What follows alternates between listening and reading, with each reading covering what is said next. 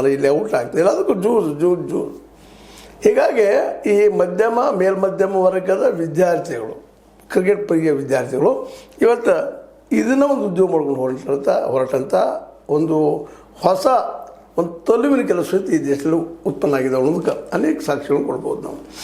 ಮತ್ತು ಅದೇ ಕಾಲಕ್ಕೆ ಈ ಒಂದು ಜ್ಯೂಸ್ ಕೋರ್ತನದಿಂದ, ಬೆಟ್ಟಿಂಗ್ ತನದಿಂದ ಕೆಲವು ಬುಕ್ಕಿಗಳು ಮತ್ತೇನು ಇದ್ರ ಮೇಲೆ ಸಾಕಷ್ಟು ಗಳಿಸಿ ಈ ಸಮಾಜದಲ್ಲಿ ತಮಗೆ ಬೇಕಾದಂಥ ದುಷ್ಟ ವ್ಯವಸ್ಥೆ ಸಹಿತ ನಿರ್ಮಾಣ ಮಾಡ್ಕೊಳ್ತಾ ಇದ್ದಾರೆ ಅನ್ನೋದನ್ನು ಈ ಸಂದರ್ಭದಲ್ಲಿ ಒತ್ತಿ ಹೇಳಬೇಕಾಗಿದೆ.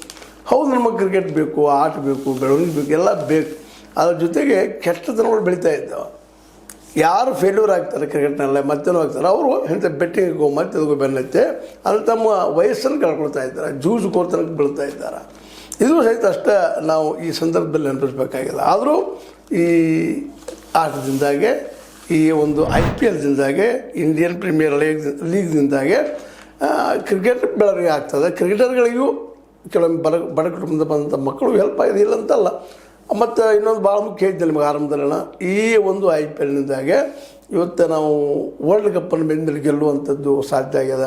ಇದೆಲ್ಲರೂ ಮೆಚ್ಚುವಂಥ ಜನರು. ಯಾಕಂದ್ರೆ ಮನುಷ್ಯಗೆ ಆಟ ಬೇಕೇ ಇಲ್ಲ ಅಂತಲ್ಲ, ಅದರಲ್ಲಿ ಎಲ್ಲಿವರೆಗೆ ಇರಬೇಕು, ಎಷ್ಟು ಮಟ್ಟಿಗೆ ಇರಬೇಕು ಅನ್ನೋದು ಸಹಿತ ಅಷ್ಟು ಮುಖ್ಯದ ಇಲ್ಲ.